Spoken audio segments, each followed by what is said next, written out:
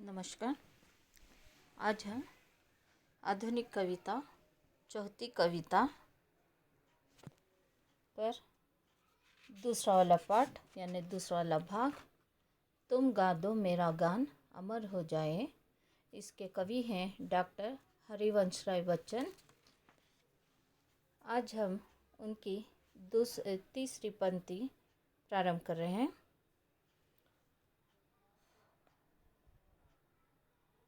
सुंदर और असुंदर जग में मैंने क्या ना सराहा, इतनी ममतामयी दुनिया में मैं केवल अनचाहा। देखूं अब किसकी रुकती है आ मुझ पर अभिलाषा, तुम रख लो मेरा मान अमर हो जाए, तुम गा दो मेरा गान अमर हो जाए। भावार्थ है, प्रस्तुत पंक्तियों में कवि कह रहे हैं कि उसने इस सुंदर और असुंदर जग में सभी को सराहा है। उसने सभी को प्रेम दिया, लेकिन इस ममतामयी दुनिया में वह किसी का भी प्रेम नहीं पा सका। किसी ने भी कवि से प्रेम नहीं किया। अब कवि देखना चाहते हैं कि किसी की अभिलाषा उस पर आकार रुकेगी या अथवा वो कौन होगा जो कवि से प्रेम करना चाहेगा। कवि अपना प्रेम अपने प्रिया को समर्पित करते हुए कहते हैं कि तुम रख लो मेरा गान अमर हो जाए। कवि अपनी प्रिया से उसके गीत गाने को कहते हैं, जिससे उसके गीत अमर हो जाए। अब यहाँ पर कवि कहते हैं, जिस तरह से इस जग में दोनों रूप के व्यक्तियाँ हैं, खूबसूरत और बदसूरत, सुंदर असुंदर। और इस जग में जैसे एक माता अपने बच्चों से प्रेम करती है, उसी तरह कवि अपने पाठकों से प्रेम करते हैं और उसी तरह वो अपने गीतों को लोगों के सामने अर्पित करते हैं। तो वो कहते हैं कि मैं जब भी मेरे गीत गाते हैं तो मैं तो जीवित रहूं या ना रहूं, यानी मेरी मृत्यु हो जाए या ना हो, जब भी लोग मेरे गीत गाते हैं तो उस समय उनके आँखों के सामने मेरा चेहरा नज़र आए, क्योंकि मैं उन्हीं से प्रेम करता हूँ और वही मेरे लिए प्रिया हैं। और वो कहते हैं कि मेरे गीत गाकर आप मेरे गीतों को लोगों के सामने अमर कर दो तो समझो कि मैं अभी भी जीवित हूँ। और कवि कहते हैं वो उनका मान है, सम्मान है, तो उनके गीत की लाज रखने के लिए वो अपने प्रियों से यानी पाठकों से कह रहे हैं। नेक्स्ट,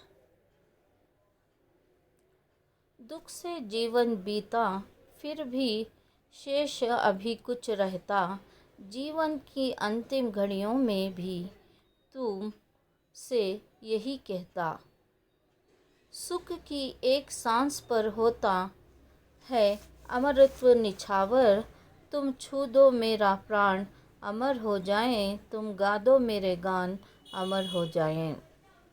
यहाँ पर कवि कहते हैं जो जीवन है, उनका जीवन क्या है, बहुत दुखों से बीता हुआ है और वो दुख वो किसी के सामने कभी प्रकट करना चाहते हैं या नहीं भी, पर उनके आधार पर वो कहते हैं प्रस्तुत पंक्तियों में कवि कह रहे हैं कि उसका सारा जीवन दुख से बीता है, लेकिन फिर भी अभी कुछ शेष है, यानी कुछ बचा हुआ है जो इम्पोर्टेंट है। कवि अपने जीवन की अंतिम घड़ियों में अपने प्रिया से कुछ कहना चाहते हैं।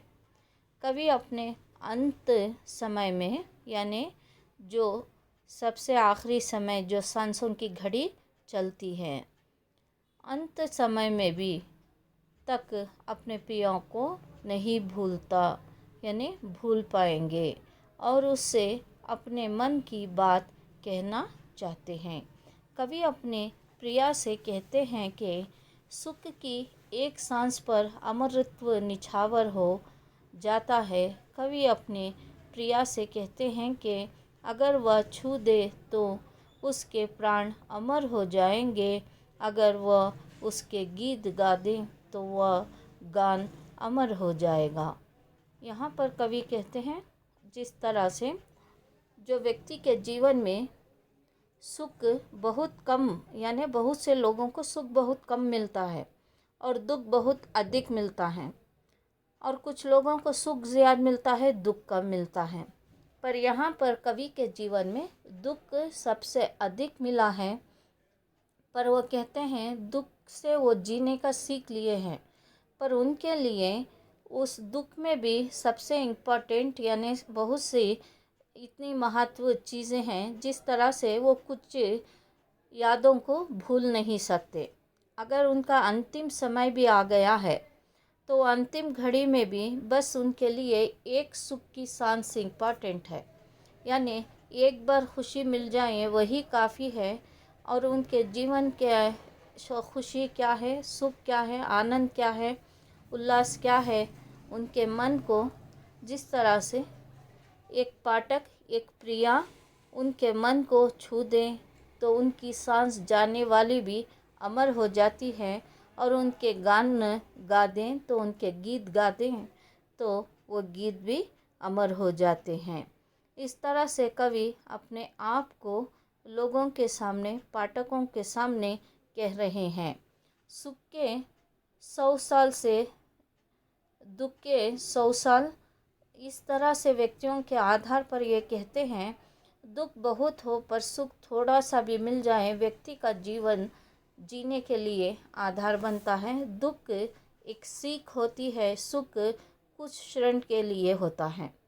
और ये कहते हैं जिस तरह से मन की बातें कहते हैं, अगर उनके सबसे समीप होते हैं, करीब होते हैं तो अपने मन की बात उनके सामने बता देंगे।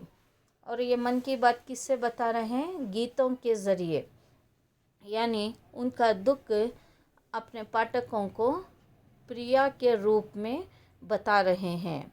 चाहे सुख की एक सांस हो या दुख का बहुत आधार हो, वो अपना अमरत्व भी निछावर कर देते हैं।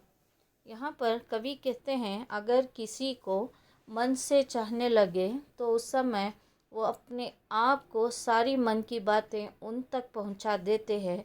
उसी तरह कवि अपने जीवन में बीती हुई कुछ दुख की यादें हैं या सुख का आधार तभी मिलेगा जब उनके मन को छूने वाले पाठक हो, यानी वो प्रिया के रूप में उनके सामने प्रस्तुत हो, तो उनकी जाती हुई सांस अंतिम घड़ी, यानी उस समय भी वो अपने मन की बात उस प्रिया से कहेंगे। जब वो उनकी गीतों को सुनेगा तो उनकी सांसों के आधार पर वो अमर हो जाएंगे, और वो गीत जो गाएगा तब वो अमर हो जाएंगे।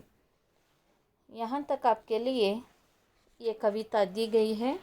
ये कविता को आप बार बार पढ़कर प्रयास करें। बहुत से छात्रों को नोट्स के लिए कहा गया था। उस नोट्स में जो कॉलेज से प्रोवाइड कर रहे हैं हम लोग, यानी हिंदी विभाग से, आप लोगों को ना उसमें कोई वर्कबुक लेना नहीं है, टेक्स्ट बुक लेना नहीं है।